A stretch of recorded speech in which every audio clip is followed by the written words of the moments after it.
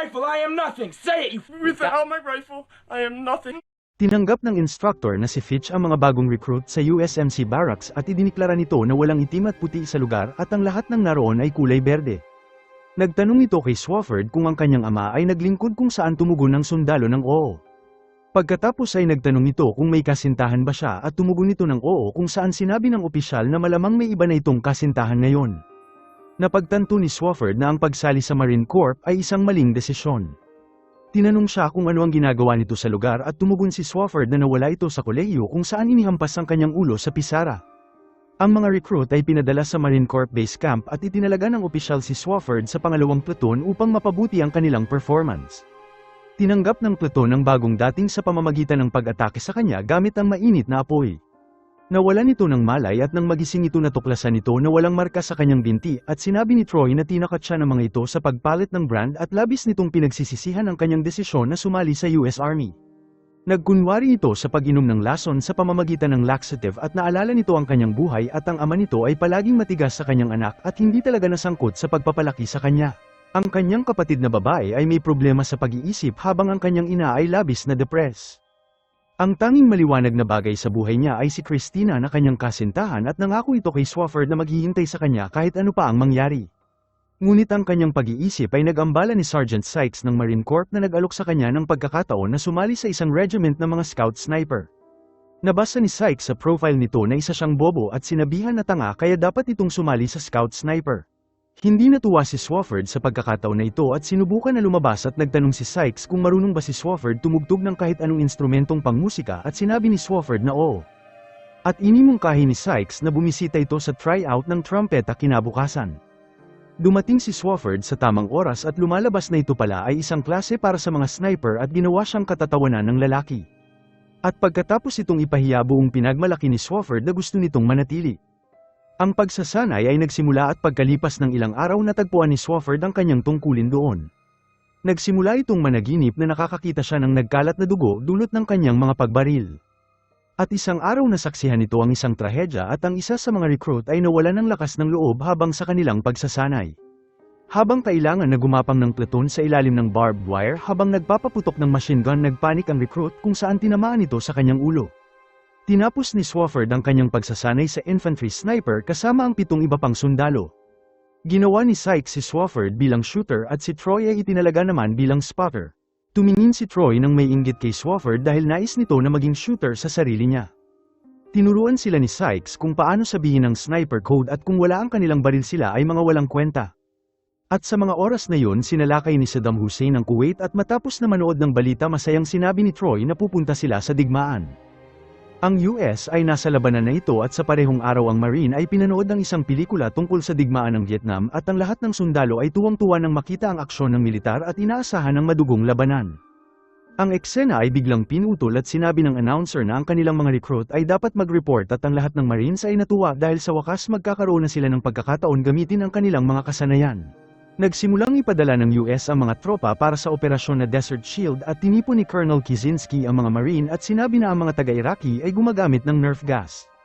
Ipinakita nito sa kanila ang larawan ng isang batang Iranian na nagdurusa sa gas na yun at medyo napanghinaan ng loob ang mga sundalo ng kaunti at sinabi ni Kizinski na hindi nila misyon ng pagpatay ng Iraqi at dapat nilang protektahan ang mga oil field sa Saudi Arabia. At patungo sa kanilang kampo pinakita ni Kruger ang kanyang kakayahan na mag-isip ng kritikal at malinaw na siya ang pinakamatalinong sundalo sa kanila. Ang pangalawang platoon ay nakarating sa bago nitong kampo at habang nag-iimpake tinignan ni Swofford ang litrato ng kanyang kasintahan at nagsimula silang magkulitan. Pinakalma sila ni Cortez sa pamamagitan ng pagpapakita ng larawan ng kanyang buntis na asawa. Samantala dumating si Sykes sa tent at inutusan ng mga sundalo na magsuot ng kemikal na pangharang sa loob ng 1 minuto. Ang kanilang araw-araw na gawain ay nagsimula at nagtipon sila para sa isang formation na 6 na beses sa isang araw. At nagpapatrolya sila sa walang laman na disyerto at umiihi lamang kapag inutusan. Naghagis sila ng mga granada sa kung saan at nagsasanay sa minahan at nagpapaputok sa wala at umiinom pagkatapos. At pagkatapos ng walang kwentang gawain na ito nagbabantay sila sa gabi. Samantala ang halaga ng crudo ay halos naging doble at nagpadala ang presidente na si Bush ng maraming tropa at ang bilang nila ay dumami sa 100,000 sundalo sa lugar. 62 araw na mula ng pagdating ng pangalawang platoon at dahil sa sinubukan nilang libangin ang kanilang sarili gumawa sila ng laban ng mga alakdan para sa pera. Sinabi rin ni Swofford ang pag-iwas sa pagkabagot at kalungkutan kung saan sa pamamagitan ng masturbation at nagbabasa ng mga liham mula sa mga hindi tapat na asawa at kasintahan at sa paglilinis ng kanilang baril. Isang wall of shame ang inilagay sa kanilang kampo kung saan inilagay ng mga sundalo ang mga larawan ng kanilang kasintahan at asawa na hindi nakapaghintay sa kanila na bumalik mula sa serbisyo. Nagsimulang mag-alala si Swofford tungkol sa kanyang kasintahan. At isang araw dumating ang mga mamahayag sa kanilang kampo at nagbigay si Sykes ng tagubilin kung ano ang sasabihin at hindi dapat nila sabihin at binanggit nito na wala silang karapatan na magsalita. Ang mga mamahayag ay kinausap ang mga sundalo at sa pagsagot sa tanong kung sino ang naghihintay sa kanya pag-uwi binanggit ni Swofford ang kanyang kasintahan na si Christina. Sinabi ni Sykes sa reporter kung gaano kakomportable ang mga suit ng NBC at upang patunayan nito pinasuot niya ito sa mga sundalo at pinaglaro ng football. Nasa 112 ang temperatura kung saan ang mga sundalo ay nagsimulang maglaro sa kabila ng nakakapasong init. At dahil napagod sa demonstrasyon ni Sykes ang Marine ay nagkagulo at hinubad ang kanilang mga damit at nagmura gamit ang kanilang buong lakas. Mabilis na inakay ni Sykes ang mga reporter papalayo at sa gabing yun pinilit ni Sykes ang mga sundalo na gumawa ng pyramid mula sa mga sako ng buhangin at tumawa para parusahan sa kanilang ginawa. Sinabi nito na magkakaroon sila ng 2 araw na paghahanap sa likuran at inutusan na ibagsak ang pyramid. At sa gabi kinuha ni Swofford ang kanyang dogtag at nakatanggap din ito ng liham mula kay Christina kung saan sinabi nito sa kanya na nakilala nito ang isang lalaki na si Carl na isang manager kung saan ito nagtatrabaho. Tinuya siya ng mga sundalo at sinabi na si Christina ay malapit nang lumitaw sa Wall of Shame habang tinipon siya ni Kruger na tawagan ito bago pa ito mag-isip ng kung ano. At sa loob ng ilang araw si Swofford ay nawalan ng pag-asa at palaging iniisip kung ano ba talaga ang ibig sabihin ng liham. At sa sumunod na umaga tinawagan nito si Christina kung saan maayos ang kanilang pag-uusap hanggang sa pinuto niya ito at nagtanong kung kilala ba nito ng husto si Carl. Pagkatapos ay nagkunwari ang babae na may problema sa koneksyon at ibinaba ang tawag na mas lalong ikinabahala ni Swofford. Ngayon ay nagkakaroon nito ng bangungot sa kanyang kasintahan at bukod pa nakatanggap ang isang sundalo ng tape mula sa kanyang asawa at niyaya ang mga sundalo na panoorin ito. Ito dapat ay isang pelikula gayunpaman walang pelikula sa tape ngunit isang video ng kanyang asawa na niloloko siya kasama ang kanilang kapitbahay. Ang tape ay lumalabas bilang paghihiganti ng kanyang asawa para sa nakaraan nitong pagtataksil habang pinakalma ni Troy ang lalaki at dinala ito sa malayo. Ilang Marines ay binuksan ulit ang video upang ipagpatuloy ang panonood ngunit bumalik si Troy at pinigilan sila at sinabi nito sa lahat na pakialaman nila ang kanilang mga sarili. Hindi umalis si Swofford at sinabi nito na hinihintay niyang umalis si Troy para mapanood niya ito at sinabi na gusto niyang makita kung ano pakiramdam ng niloloko ng kasintahan. Halos umiyak si Swofford pagkatapos nitong magsalita habang ang pangalawang platon ay nagpatrolya sa disyerto sa ika-122 na araw at ang bilang ng tropa ay dumami sa 370,000. Ang sitwasyon nito kay Christina ay natigil sa isip ni Swofford at naisip pa nito na nababaliw na siya. At sa gabi binisita nito ang isang sundalo na isang signalman kung saan nag-aral ito ng classic at bumili ng isang canister ng alak sa halagang $40. Bumalik ito sa kanyang platon para sa isang pagdiriwang ng Pasko ng gabi at hiniling ni Swofford kay O'Donnell na kunin ang kanyang relo kapalit ng pera. Ang mga sundalo ay nagkaroon ng kasiyahan ngunit aksidenteng nagsimula si O'Donnell ng apoy habang nagluluto ng hapunan. Ang apoy ay nawala sa kontrol at mabilis na kumalat sa mga flare at naisip ng mga sundalo na isang pag-atake ang naganap kung saan lumabas sila dala ang kanilang mga baril at nakita kung ano ang nangyari. At sa sumunod na umaga ang nakahubad na Swofford ay nagsukas sa harap ng platon sa ilalim ng nakakapasong init ng araw. Ibinaba ni Sykes si Swofford bilang isang private dahil sa pag-iwan nito sa pagbabantay at inatasan na magtapon ng mga dumi mula sa mga banyo at ganap itong nabigo sa kanyang serbisyo militar. At sa sumunod na araw si Swofford at O'Donnell ay nagtrabaho sa pagbuo at pagbaklas ng mga baril at labis pa rin ang galit ni Swofford kay O'Donnell. Nagbantay ito na balak siyang patayin ni Swofford dahil sa ginawa nito at tumugon si O'Donnell na aksidente lamang ang nangyari at inamin ni Swofford na gusto nitong malaman ang pakiramdam pag nakapatay ng isang tao. Umalis si Cortez sa tent at sinabi na wala itong nakita na kahit na ano at nangyayari naman talaga ang aksidente. Sinigawan nito ni Swofford at pinabigkas sa kanya ang sniper code na kung wala ang kanilang baril ay wala din silang kwenta. Pagkatapos ay nasaruan nito ng bait at inutusan nito si O'Donnell na barilin siya at dahil napagtanto kung ano ang kanyang ginawa nagsimulang bumagsak ang luha sa kanyang mata. At habang nagpapatrolya sa disyerto pinagalitan ni Troy si Swofford dahil sa nangyari sa pagitan nila ni O'Donnell at sinabihan na humiling ito ng tawad. Nagsimulang humiling ng tawad si Swofford ngunit naputol sa biglaang tunog ng mga baril at lumitaw ang mga hindi makilalang anino sa lugar. Ang mga Marines ay naghanda at binati ni Swofford ang mga tao habang nilapitan nito para makipag-usap. Ang negosasyon ay tila tensyonado at pagkatapos sabihin na may bumaril sa kanilang alagang camel ay umalis sila. At sa kanilang daan pabalik masayang pinag-usapan ng Platon ang nangyari at nagulat ang mga sundalo na si Swofford ay nagsasalita ng Arabic. At lumalabas na si Fowler ang pumatay sa mga camel at talagang masaya ito sa ginawa niya at ginawa niya ito dahil sa kasiyahan sa labis na pagkabagot. Ang lahat ng sundalo ay tumingin sa kanya nang may panghuhusga at naiintindihan ng lahat na dahil sa kanya ay muntik na nilang patayin ng 9 na sibilyan ng walang dahilan. Napansin ni Fowler ang isang sibilyan na babae na nakaupo sa isang dumaang sasakyan at nagsimulang ipakita sa kanya ang katangahan nito. Pinaalam ni Sykes sa pangalawang plato na ngayon ay ginagawa nila ang Operation Desert Storm.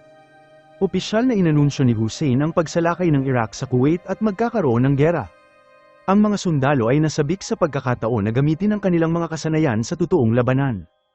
Ang kalaban ay gumagamit ng nakakalaso na gas kaya ang mga sundalo ay binigyan ng mga atropine pills at injection at lahat ng sundalo ay kailangan pumirma ng waiver dahil hindi pa napapatunayang epektibo ang mga gamot.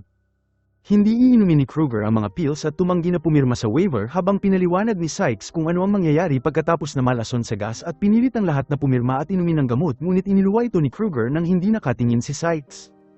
At nang maglaon nagsimula silang maghukay ng mga tulugan at sa mga sandaling ito ang mga eroplano ng Amerika ay lumipad sa itaas nila. Nagsimulang makipagtalo si Troy na ang ginagawa nila ay walang saysay at habang abala silang naghuhukay ang digmaan ay papalayo sa kanila dahil sa Air Force. Nais itong ayusin ni Swofford kasama ang kanyang spotter at pagkatapos inilayo ni Sykes si Swofford at sinabi na si Troy ay aalisin na sa militar sa oras na bumalik ito sa US dahil nagsinungaling ito sa kanyang kriminal na record. Inutusan nito si Swofford na bantayan si Troy at sinabi nito kay Troy na dapat sinabi nito sa kanya ang tungkol sa kanyang sikreto. Pinayuhan siya ni Troy na huwag itong makialam at sa gabi ang mga sundalo ay nakatanggap ng liham. Ibinalik ni Christina ang t-shirt na iniwan ni Swofford para sa kanya at may kasama din itong liham na sinasabing palagi siyang mahal nito. Si Swofford ay labis ang galit dahil dito ngunit nakatutok ito kay Troy dahil mas kailangan ito ng suporta kaysa sinuman. Ang lahat ng sundalo ay sinimulan siyang pasayahin habang kinuha nila si Troy at minarkahan ito ng marka ng mga Marine. At sa sumunod na araw ang pangalawang platon ay binomba ng mga kalaban at habang ang lahat ay nagtatago na natiling nakatayo si Swofford at tinatamasa ang unang laban na naranasan niya kung saan umihi ito sa kanyang pantalon. Sinabi ni Sykes sa kanya na kunin ang mga baterya para sa mga signalman habang tumakbo ito at dinala ang baterya ngunit lumalabas na sira ang mga ito kasunod ng pag-address ng mga kalaban. At sa hindi kalayuan nakita nila ang mga fighter jet ng US na bumabalik matapos ng kanilang misyon. Masayang kumaway si Fowler sa kanila ngunit ang dalawang fighter jet ay biglang bumalik at pinagkamalan sila bilang mga kalaban at nagsimulang umatake sa kanila at ilang sundalo ang nasugatan.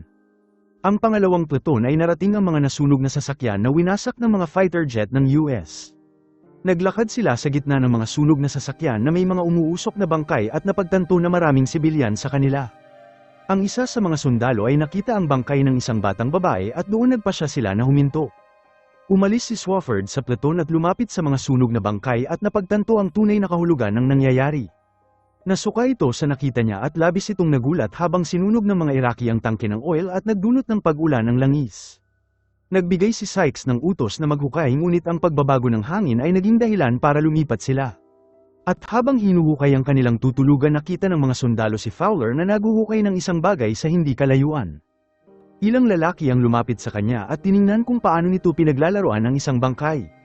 Kinuha ni Troy at Swofford ang bangkay papalayo habang pinaalam ni Sykes kay Swofford na pipilitin itong maglinis si Fowler ng banyo sa oras na bumalik sila sa US. At nang makita na nalulumbay si Swofford ibinahagi nito na ang kanyang kapatid ay may negosyo ng drywall at inalok nito si Sykes na maging kasosyo sa negosyo. Maaaring piliin ni Sykes na mamuhay ng masaya kasama ang kanyang asawa bawat gabi ngunit mahal nito ang kanyang trabaho at hindi ito ipagpapalit sa kahit na ano. At sa sumunod na umaga sinabi ni Sykes na humiling si Colonel Kizinski ng dalawang magaling na sniper at inirekomenda ni Sykes si Troy at Swofford kung saan mabilis pumayag ang dalawa. Binigyan sila ng gawain na patayin ang dalawang mataas na opisyal ng Iraqi sa malapit na control tower. Pinaalala nito sa kanila na humingi ng kumpirmasyon bago magpaputok at silang dalawa ay nagtungo sa kanilang misyon. Si Swofford at Troy ay nagtago sa isang abandonadong gusali na may magandang tanawin ng control tower. Naghintay sila ng matagal para sa target na lumitaw at sa gabi ang dalawang opisyal ay lumitaw habang tinawagan ni Troy ang headquarters at humiling ng pahintulot na bumaril. At matapos na matanggap ang signal sinimulan nito ang countdown gayunpaman sa oras na kakalabitin nito ang gatilyo biglang dumating si Major Lincoln at pinutol sila at sinabi na magkakaroon ng airstrike. Nagmakaawa si Troy sa Major na payagan silang barilin ang target dahil wala naman itong pinagkaiba habang tumanggi ang Major na labis ikinagalit ni Troy. Nakita nila ang Air Force na muling ginawa ang kanilang trabaho at nang maglaon pinag-usapan ni Swofford at Troy ang kanilang plano na bumalik sa buhay ng sibilyan. Sinabi ni Troy na siya ay magiging drug dealer at sa pagtingin sa oras na pagtanto nila na hindi dumating ang pick-up para sa kanila at tila may mali. Ang dalawang magkaibigan ay naglakad nang biglang nakarinig sila ng ingay mula sa hindi kalayuan. At umaasang ito ang mga Iraqi naghanda sila at sa pag-akyat sa burol nakita nila na ito ang militar ng US na nagdiriwang sa kanilang tagumpay sa paligid ng apoy.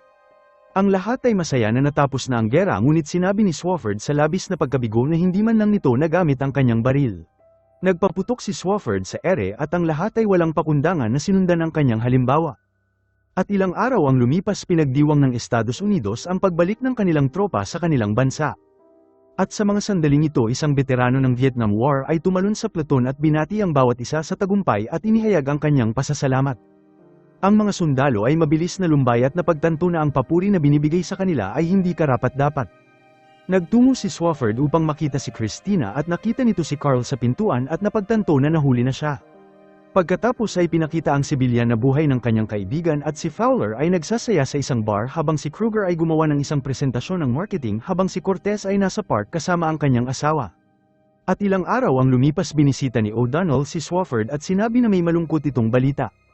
Si Troy ay pumanaw at ang buong platon ay dumalo sa kanyang libing at nagtapos ang pelikula sa isang kasabihan na kahit ano pa ang gawin ng isang lalaki matapos na maglingkod sa Marine Corps mananatili pa rin itong isang jarhead. Maraming salamat mga Lodi kung nagustuhan mo ito pa like at subscribe, love you all.